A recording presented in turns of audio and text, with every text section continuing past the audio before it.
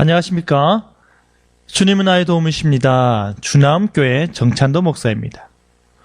오늘 여러분과 함께 예수님은 왜 인간이 되셔야 했나에 대해서 함께 나눠보고자 합니다. 여러분, 지난 방송에서 다룬 내용을 간단히 정리해보면요. 인간은 무엇으로 지음받았습니까? 하나님의 형상으로 지음받았습니다. 하지만 아담의 타락으로 인해 그 이후에 태어나는 모든 인류는 뭐 가운데 태어난다 하였습니까? 죄 가운데 태어난다 하였습니다. 그 죄로부터의 구원은 오직 은혜로 말미암는 것이지요. 자, 오늘은요, 예수님은 왜 인간이 되어야 했나? 이 기초적인 질문을 한번 다뤄보고자 합니다. 하나님의 형상으로 지음받은 인간이 죄를 지음으로 인해서 하나님과 언약관계가 깨어졌죠. 그 죄로 인해 인간은 그러면 어떻게 되었습니까? 더 이상 하나님과 함께할 수 없는 존재가 되었습니다. 그것을 가장 잘 보여주는 사건이 무엇입니까?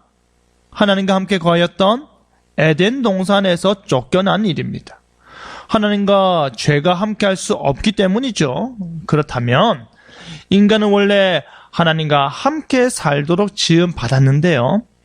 죄로 인해 더 이상 함께하지 못하게 되었으니 그러면 이제 어떻게 돼야 될까요?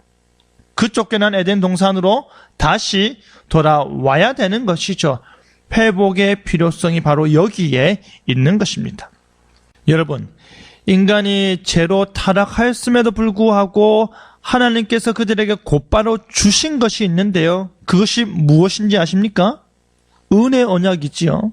하나님의 은혜로 죄로 타락한 인간이 완전한 구원을 얻을 수 있도록 하나님께서 주신 언약이죠. 그렇다면 그 은혜 언약이 가리키는 분이 누구일까요? 그 은혜 언약을 성취하는 분이 누구일까요? 예수님이십니다. 그렇다면 우리의 근본적인 질문은요, 왜 참 하나님이신 성자 예수님께서 굳이 인간이 되셔야 했나라는 질문입니다. 너무나도 기초적인 질문이고 반드시 확실히 알아야 하는 내용이지 않습니까? 여러분, 저 역시도요, 부끄럽지만은 신학대학원 2학년 당시 기독론 수업 때 이 질문을 교수님께 드린 적이 있었습니다. 교수님, 그렇다면 왜 예수님께서 꼭 인간이 되셔야 했나요? 솔직히 저는 손을 들고 질문하는 것이 부끄러운 것도 있었습니다.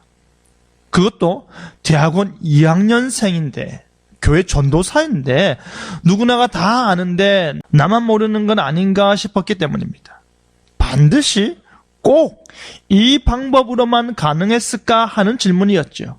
그러자 교수님께서는 너무나도 자세하게 대답을 해주시면서 모든 의문을 다 풀어주셨습니다.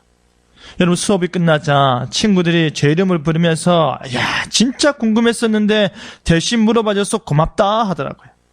생각보다 많은 사람들이 정작 왜 예수님께서 굳이 인간이 되셔야 하는지에 대한 구체적인 이유를 알지 못하고 십자가 복음을 선포하고 있다라는 것입니다. 저는 아이들에게 예수님의 십자가 죽음을 설교하거나 가르칠 때 연기를 하면서 이왕이면 실감나게 가르치려고 하는데요. 그러면 아이들이 그만하세요, 그만하세요, 무서워요 라고 말하는 아이들도 있습니다. 그런데 어떤 아이는요, 왜 하나님께서는 이렇게 무섭고 잔인한 방법을 사용하세요? 라고 묻기도 합니다. 이 질문은 예수님께서 반드시 십자가에서 죽어야 했느냐, 다른 방법은 없었느냐를 묻는 것과 동시에요, 무엇을 묻는 것인 줄 아십니까? 예수님께서 인간이 되지 않고서도 하나님께서는 우리를 충분히 구원하실 수 있지 않느냐, 이 말입니다. 여러분, 놀라지 마십시오. 한 중학생 아이가 질문을 하는데요. 아니, 구약시대에도 하나님께서 오직 믿음으로 그들을 구원하셨다면서요. 그러니까 구약의 방법 그대로 믿음으로 구원하시면 되지 않았을까요?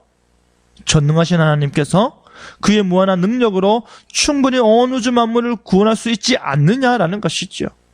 하나님께서 그의 전능하신 능력으로 아들 예수님의 희생 없이 간단히 구원하면 되는 거 아닐까라는 질문입니다. 여러분은 어떻게 생각하십니까? 여러분, 그렇다면 엘리 엘리 라마 사박다니 하며 어찌하여 나를 버리셨나이까 하고 슬퍼하고 괴로워할 필요가 없었지 않았을까요? 우리 역시도요, 예수님께서 십자가 위에서 하신 말씀으로 가슴 아파하지 않아도 되는 거죠. 그런데 하나님의 능력은 온 세상을 구원하기에 충분하시지만 그렇게 하지 않는 것입니다. 왜일까요? 다른 아이는요, 하나님께서 세상을 사랑하신다면서요. 그런데 왜 꼭 자기 아들을 죽이면서까지 사랑해야 했을까요?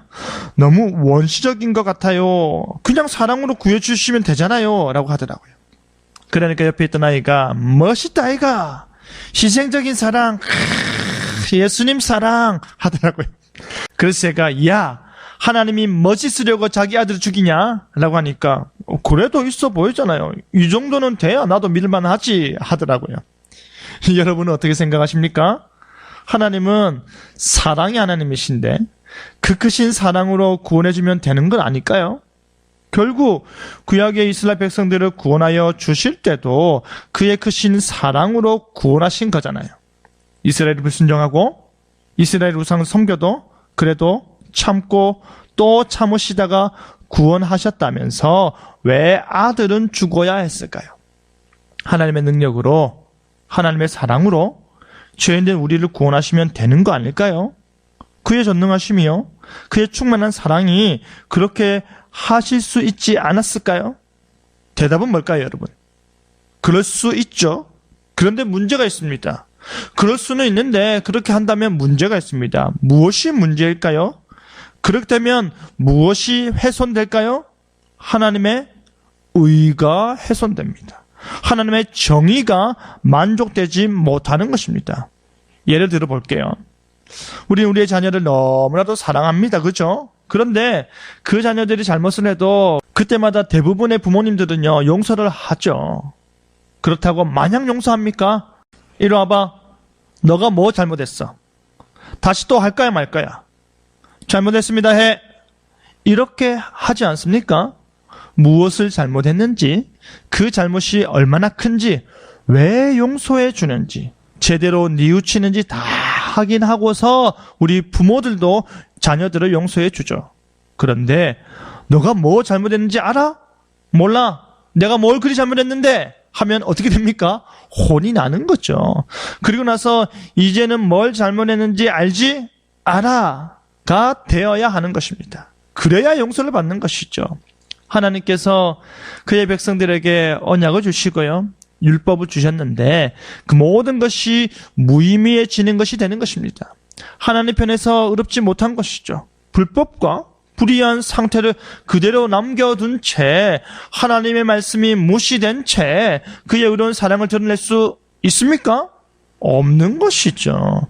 그렇기 때문에 그의 일을 만족해 하기 위해서 하나님께서 인간이 되어야 했던 것입니다. 여러분, 보다 구체적으로 말하면요, 우리는 무엇을 통해 죄를 알게 되고 죄를 깨닫게 됩니까? 무엇을 통해서죠? 율법입니다. 그러니 인간은 무엇 아래에 있다라고 합니까? 율법 아래에 있다라고 합니다. 그리고 이 율법은 유대인들이 만들어낸 법이 아니죠. 누가 주신 것입니까? 하나님이 주셨습니다. 하나님께서 왜 주셨습니까? 그들이 언약 백성임을 증거하기 위한 것입니다. 그렇기 때문에 율법이 요구하는 완전한 순종과 완전한 속상, 이 두 가지로 인해서 율법은 무흠하게 성취된다라고 볼 수 있는데요. 먼저 인간이 완전한 순종을 할 수 있습니까? 죄된 본성 가운데 있는 모든 인간은 그 율법을 완전히 다 지킬 수 없습니다. 물론 일정 순간에, 특정 순간에 특정 율법을 순전하게 지킬지는 몰라도요, 일평생 그 모든 율법을 마음과 행위에서 온전하게 지키지 못하는 것입니다. 그러니 의인은 없나니 하나도 없는 것이지요. 정말로 착하게 자란 장로님 딸이 있었는데요, 정말로 착합니다. 한 번은요, 수련회 때 10계명 특강을 한 뒤에 나눔을 하면서 그 자매가 하는 말이, 자신은 일평생 10계명만은 확실히 지키며 살아왔다라고 생각했는데 자신은 십계명을 어긴 적이 없었다라고 생각했는데 강의를 듣고 나니 단 하나도 제대로 지키고 있지 않은 것 같다 충격이에요 하더라고요. 특별히요, 자신은 살인하고는 아무런 상관이 없을 줄 알았는데 그게 아니더라라는 말입니다. 그러니 이제는 의인이 없나니 하나도 없다라는 말을 머리가 아니라 가슴으로 고백할 수 있게 되었다라고 말하더라고요. 여러분, 다음으로요, 완전한 속상을 해야 무한 성취를 이루는데요, 율법을 범했을 때에 그 율법이 요구하는 값을 완전히 갚을 수 있을까요? 없습니다. 왜죠? 죄의 삭은 무엇이기 때문에? 사망이죠. 여러분, 그러면 죄의 값을 나의 죽음으로 내가 치러버리면 어떻게 됩니까? 나는 구원을 받을 수 있습니까? 없습니까? 없는 것이죠. 죽음으로 우리의 삶이, 인생이 끝나버리는 것입니다. 그렇기 때문에 타락된 본성 가운데 있는 죄인인 인간은요, 하나님의 율법을 만족시키지 못하는 것이고, 그럼에도 불구하고 인간은 무엇입니까? 하나님의 언약 상대자이죠. 한쪽의 언약 이행이 불가능하면 이 언약은 깨어지는 것인데요, 그렇다면 이 언약을 반드시 성취하겠다 하신 하나님의 말씀은 어떻게 되는 것입니까? 깨어져 버리는 것입니다. 하나님은 그의 약속하심에 실패자가 되는 것입니다. 그러니 이 모든 것을 만족시킬 방법이 필요한데 그것이 바로 하나님이 인간이 되시는 것입니다. 하나님께서요, 율법 아래 있는 인간으로 오는 것입니다. 그래서 인간이 감당해야 할 그 율법을 완전히 성취하시는 것이죠. 그런데 그 율법이 요구하는 모든 것을 무슨 능력으로 다 성취할 수 있습니까? 인간의 능력으로 가능합니까? 안 되죠. 신적 능력이 필요한 것이죠. 다시 말해서 모든 죄값을 죽음으로 감당하고 그 죽음을 이길 수 있는 능력이 필요한 것입니다. 그렇기 때문에 예수님께서 성육신 하셔야 하는 것입니다. 이 중보자는요, 참으로 하나님과 동시에 참으로 인간으로 참된 신성과 참된 인성을 소유하시고 우리 가운데 온전한 인격으로 오신 분인 것이죠. 여러분, 정리해 보겠습니다. 예수님께서 왜 꼭 인간이 되셔야 했습니까? 우리가 율법 아래서 죄인된 존재이기 때문에 우리를 대신해서 하나님의 모든 말씀을 성취하시고 우리를 구원하시기 위함입니다.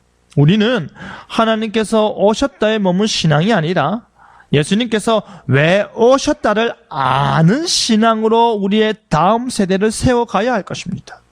우리의 죄가 얼마나 심각한 것인지 깨닫고 왜 예수님께서 오셔야 하는지를 확실히 아는 다음 세대를 우리는 기대해야 할 것입니다. 여러분, 다음 시간에는요, 예수님은 왜 죽으시고 부활하셔야 했나, 이 내용을 함께 나누도록 하겠습니다. 기도하겠습니다. 거룩하신 하나님 아버지, 죽을 수밖에 없는 우리를 위해 예수님께서 오심을 우리는 믿습니다. 죄와 비참에서 벗어날 수 없는 무능력한 우리를 위해 예수님께서 오셨음을 우리는 믿습니다. 그 은혜가 나의 은혜가 되고 그 은혜가 우리의 복이 되어 예수님을 바라보고 예수님으로 살아가는 다음 세대 되게 하여 주시옵소서. 예수님 이름으로 기도드립니다. 아멘.